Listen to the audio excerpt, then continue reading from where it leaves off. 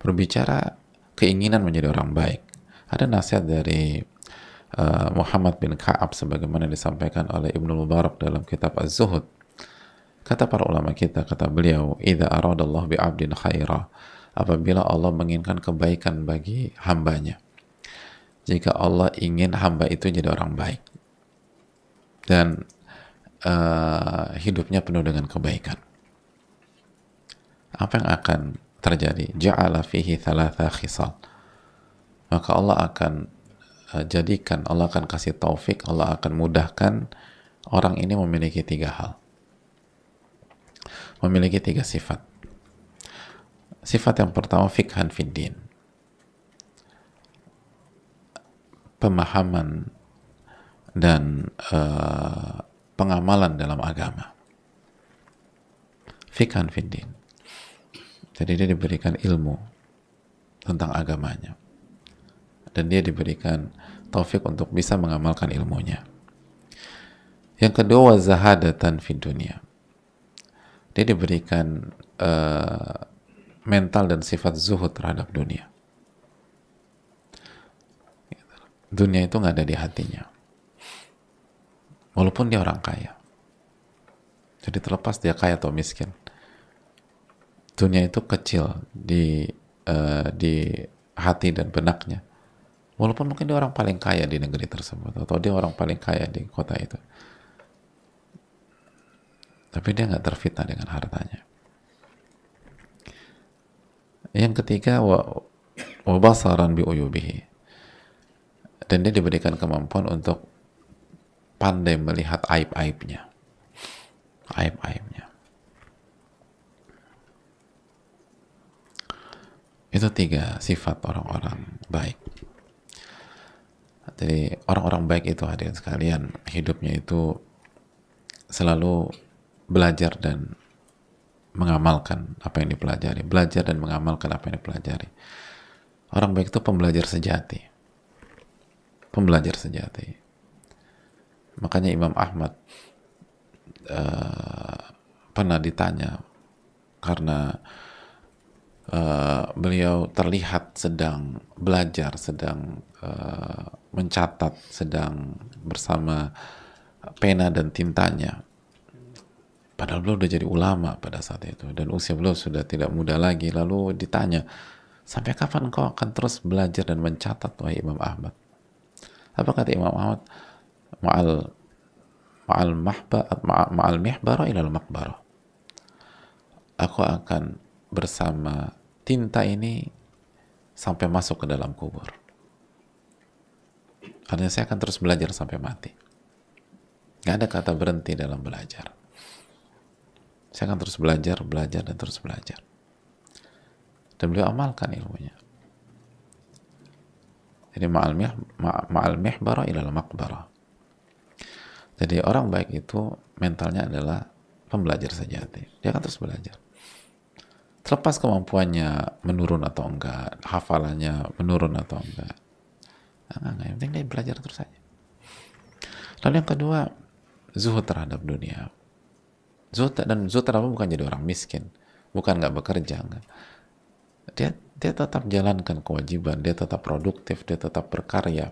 Bahkan bisa jadi sebagian mereka adalah orang kaya, karena orang baik itu dari dulu sampai sekarang selalu ada yang kaya, ada yang miskin, selalu demikian polanya. Para nabi alaihi wassalatu wassalam ada yang kaya, ada yang miskin. Para sahabat ada yang kaya, ada yang miskin. Ulama ada yang kaya dan miskin, selalu polanya demikian. Tapi mereka punya benang merah yang sama. Mereka zuhud terhadap dunia. Baik yang kaya maupun miskin itu tidak menganggap dunia itu besar. Dunia itu kecil. Dan dunia nggak ada di dalam hati mereka. Hati mereka penuh dengan zikrullah azza wa jalla. Tapi kalau kita menganggap dunia itu besar dan segalanya, walaupun kita orang paling miskin, kita bukan orang zuhud. Zuhud itu bukan tentang angka. Zuhud itu tentang rasa. Apa perasaan Anda terhadap dunia itu pokoknya. Kalau Anda merasa dunia itu segalanya, ambisi terbesar Anda, angka itu penting segala macam, ya Anda bukan orang zuhud. Ya kalau Anda merasa ya dunia itu ujian, sekarang saya lagi diuji dengan banyaknya harta, saya nggak tahu ke depan saya diuji dengan apa. Apapun itu, ini hanya sarana menuju akhirat. Maka dia adalah orang zuhud. Lalu yang ketiga, dia fokus sama aib dia. Dan dia nggak hobi nyari-nyari aib orang. Dan kalau lo takdirkan dia tahu, dia akan tutup aib tersebut. Aib orang. Dan dia coba nasihati. Kecuali ada kasus yang dibenarkan oleh syariat. Untuk diungkap, tapi hukum asalnya satar uyubin nas. Tutup aib orang. Lalu nasihati dengan baik. Support saudaranya. Untuk bisa berubah. Tapi fokus utamanya adalah dia fokus dengan aib dia. Dan kata para ulama, fokus dengan aib pribadi adalah pintu gerbang menuju taubat-taubatan nasuha. Ketika kita fokus dengan aib kita, maka langkah berikutnya kita akan banyak bertobat kepada Allah. Adapun kalau kita fokus dengan aib orang, langkah berikutnya kita akan gibah. Kita akan ngomongin orang. Hati kita kotor. Kita akan arogan. Kita akan merasa manusia paling suci sedunia. Kita akan merasa lebih baik dari dia, lebih bertakwa dari dia, lebih soleh daripada dia. Padahal belum tentu juga. Dan orang sombong, kata Nabi SAW, la yadkhulul jannata man kana fi qalbi mithqalu dzarratin min kibrin. Nggak masuk surga orang yang di dalam hatinya ada kesombongan walaupun sebesar dzarrah. Oleh karena itu, hadirin Allah muliakan, jaga tiga ini. Simpel kok. Hidup itu harus jadi pembelajar sejati dan berusaha mengamalkan ilmu kita. Dan yang kedua, zuhud terhadap dunia. Yang ketiga, fokus pada aib kita. Fokus pada aib kita. Aib kita terlalu banyak untuk kita meluangkan waktu untuk ngurus aib orang gitu loh. Artinya kalau seluruh waktu kita alokasikan untuk ngurusin aib kita, itu kita kurang waktu loh hadirin. Kita kurang waktu. Jadi ngapain kita urusin aib orang? Kita dihisab sendiri-sendiri. Laha ma kasabat walakum ma kasabatum. Mereka dihisab atau mereka melakukan sesuatu dan kalian melakukan sesuatu.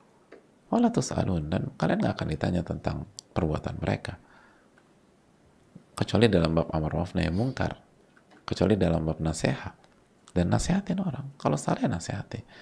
Tapi mentalitas nyari-nyari aib orang, nyari kesalahan, lalu diumbar, itu bukan. Jadi sebatas kita hobi nyari aib orang, berarti Allah gak inginkan kebaikan buat kita. Kita bukan orang baik di sisi Allah. Walaupun orang itu buruk juga. Jadi aib yang kita cari-cari itu dan kita bicarakan, memang orang itu buruk. Tapi status orang itu buruk bukan berarti menjadikan Anda orang baik juga kan. Gitu. Dia dihisab, kita dihisab. Jadi buat apa fokus ke sana? Aib kita banyak, apalagi banyak dari kita baru bertobat atau berhijrah beberapa tahun yang lalu. Bukan dari start, dari awal. Sehingga tidak punya pondasi yang kuat, belum punya pondasi yang kokoh dalam keimanan dan ketakwaan, bukan dididik dari kecil gitu dengan iman dan ketakwaan dengan segala macam. PR kita tuh banyak sekali.